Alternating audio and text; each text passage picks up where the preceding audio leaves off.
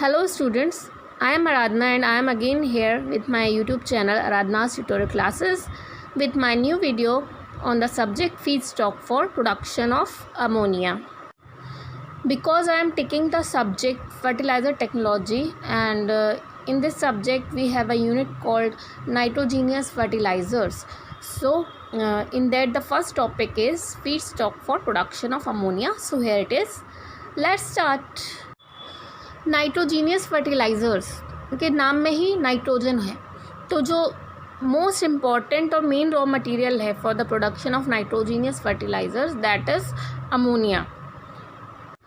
तो अमोनिया एक ऐसा रॉ मटेरियल है जो सारे ही नाइट्रोजीनियस फर्टिलाइज़र्स को नाइट्रोजन प्रोवाइड कराता है, या फिर सारे नाइट्रोजन बेस्ड कंपाउंड फर्टिलाइज़र्स को।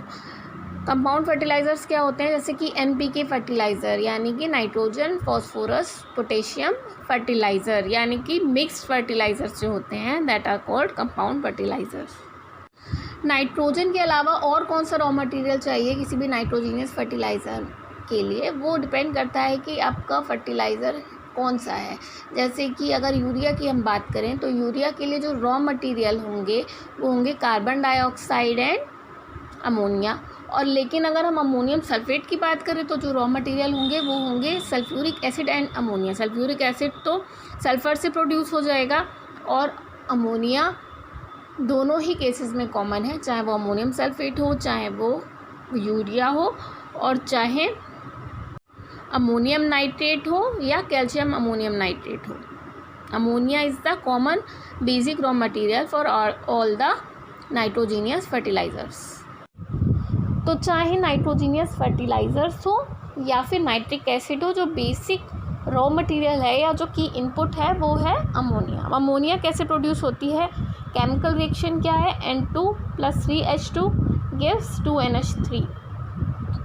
इसका मतलब है कि ammonia is produced by synthesis of nitrogen and hydrogen gases under high pressure and temperature. तो जैसा कि हम सभी जानते हैं कि हमारे इस एटमॉस्फेयर में 21% ऑक्सीजन एंड 79% नाइट्रोजन अवेलेबल रहती है। तो for ammonia synthesis the nitrogen required is derived from air.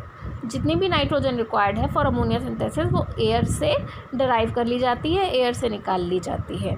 वहीं अगर हम बात करें हाइड्रोजन गैस की, तो हाइड्रोजन को ऑब्टेन करने के लिए हमें वेरियस रॉ मटेरियल्स रिक्वायर्ड होते हैं, जैसे कि natural gas, naphtha, fuel oil या फिर कोल।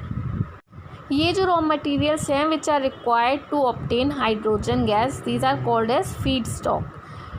ये जो फीड स्टॉक हैं for ammonia plants for the ammonia synthesis, they can be further classified into 3 categories. इनको हम 3 कैटेगरीज में क्लासीफाई कर सकते हैं, gaseous feedstock, liquid feedstock and solid feedstock. Gaseous feedstock, इस category में जो फीड स्टॉक इंक्लूडेड हैं they are natural gas, refinery gas and coke oven gas.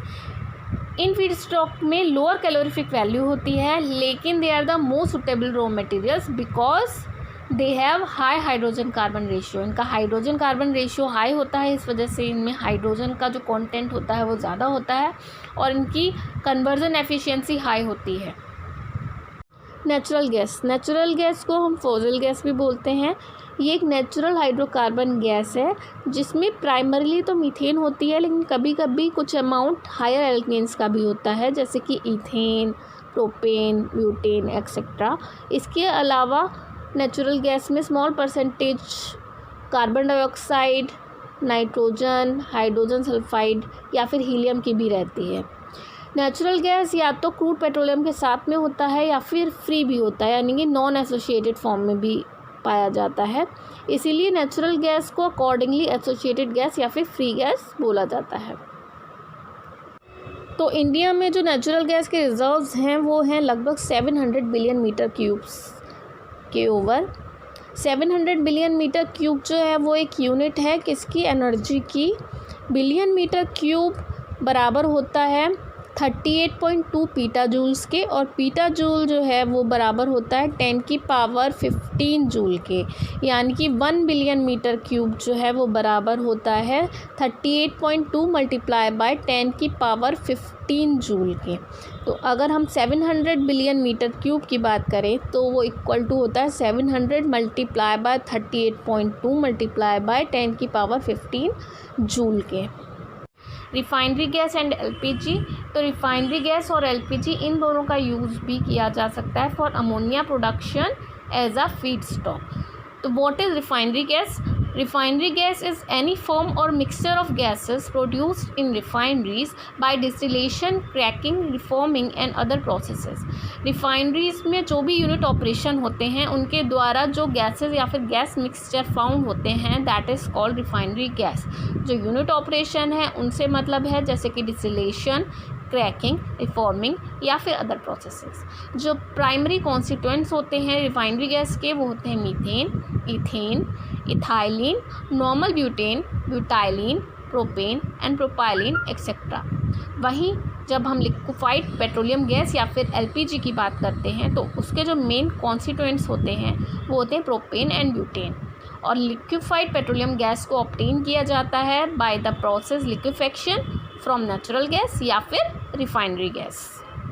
Coke oven gas, तो Coke oven gas form होती है जब कोल को 1100 degree centigrade तक हीट किया जाता है विदाउट एक्सेस ऑफ एयर। जो कॉम्पोजिशन है कोक गैस का, कोक ओवन गैस का, वो है hydrogen 51%, methane 34%, carbon monoxide 10%, ethylene या C2H4 5%। इसके अलावा इस कॉम्पोजिशन में in small amounts benzene, ammonia, hydrogen sulphide और दूसरे अदर कंपोनेंट्स भी ऐड हो सकते हैं। अमोनिया एक बाय प्रोडक्ट है जो कि कोल मेकिंग प्रोसेस में प्रोड्यूस होता है। जब कोल को हीट किया जाता है तो 1100 degree centigrade without access of air, तब कोक ओवन गैस भी प्रोड्यूस होती है। In the coke ovens, coke oven वो इक्विपमेंट होते हैं जिनके अंदर कोल को हीट किया जाता है। तो या फिर हम कह सकते हैं कि ammonia is a constituent of the Coke oven gas. Liquid feedstock, तो लिक्विड फीड स्टॉक में दो चीज़ें आती हैं, एक तो है पेट्रोलियम नैप्था या फिर नैप्था फ्यूल ऑयल और वाटर। पेट्रोलियम नैप्था या फिर नैप्था फ्यूल ऑयल, तो पेट्रोलियम नैप्था या फिर नैप्था फ्यूल ऑयल एक हाइड्रोकार्बन लिक्विड स्टीम है जो कि रिफाइनिंग ऑफ क्रूड ऑयल या फिर क्रूड पेट्रोलियम के रिफाइनिंग से डराइव होता है। तो नैप्था को भी हम फर्दर दो फ्रैक्शन में डिवाइड कर सकते हैं, एक है लाइट नैप्था और दूसरा है हैवी नैप्था। जो लाइट नैप्था जो फ्रैक्शन है वो 30 degree centigrade to 90 degree centigrade temperature के बिटवीन बॉयल होता है।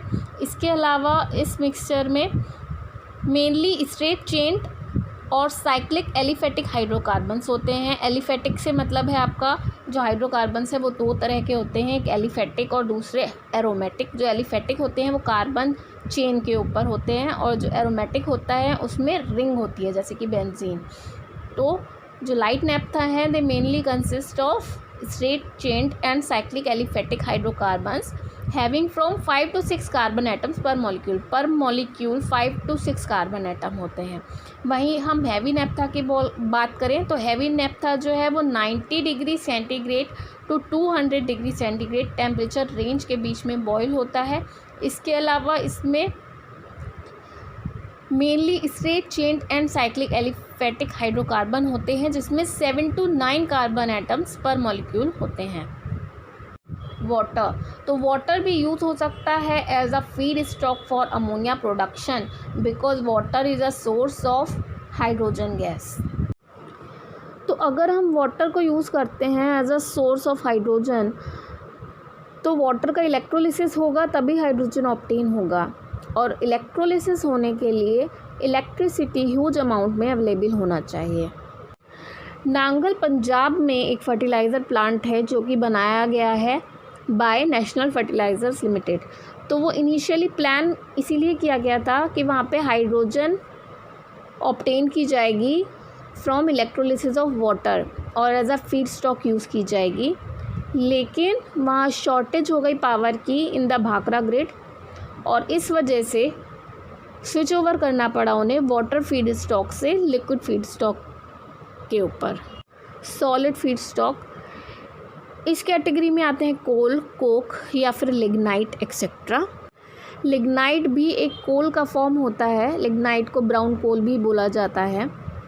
सॉलिड रॉ मटेरियल्स की जो कैलोरीफिक वैल्यू होती है वो लोएस्ट होती है और उनका हाइड्रोजन टू कार्बन रेशियो भी लोएस्ट होता है, इसीलिए इनको बहुत कम as a feedstock use किया जाता है फॉर अमोनिया प्रोडक्शन। इसके अलावा इनकी जो कन्वर्जन एफिशिएंसी होती है टू सिंथेसिस गैस क्या होती है CH2+N2, तो इनकी जो कन्वर्जन एफिशिएंसी होती है वो भी पुअर होती है। और क्योंकि चाहे कोल हो, कोक हो या फिर लिग्नाइट हो, इस सब में कोल अवेलेबल रहता है, तो इसीलिए इन सब रॉ मटेरियल्स में लार्ज और इलेबोरेट प्रोसेसिंग और प्योरिफिकेशन की रिक्वायरमेंट होती है to handle the oxides of carbon. इसके अलावा जब कार्बन बर्न होता है तो ऐश बनती है, तो डिस्पोजल ऑफ ऐश भी एक प्रॉब्लम है in solid feed stock materials के साथ। तो इंडिया में लार्ज कोल रिजर्व हैं लगभग 211.6 बिलियन टन्स के, जिसमें से 77% इंडिया के 3 स्टेट्स में लोकेटेड हैं, Orissa, Jharkhand and Chhattisgarh. 3 large size coal based fertiliser plant establish हैं रामागुंडम में जो कि आंध्र प्रदेश में है, टेलचर में जो कि उड़ीसा में है और कोरबा में जो कि छत्तीसगढ़ में है। तो ये तो था मेरा video on the topic feed stock for production of ammonia. अगला टॉपिक जो होगा वीडियो का वो होगा प्रोडक्शन ऑफ अमोनिया, तो उसके लिए वेट कीजिए। और ये वीडियो अच्छी लगी हो तो लाइक कर दीजिए, शेयर कर दीजिए, मेरा चैनल सब्सक्राइब कर लीजिए और बेल आइकन ना प्रेस किया हो तो वो भी कर लीजिए। इसके अलावा कोई आपके सजेशंस हो, कोई क्वेश्चंस हो, तो वो सब आप यहाँ पे कमेंट करिए, मुझसे पूछिए। Thank you and all the best.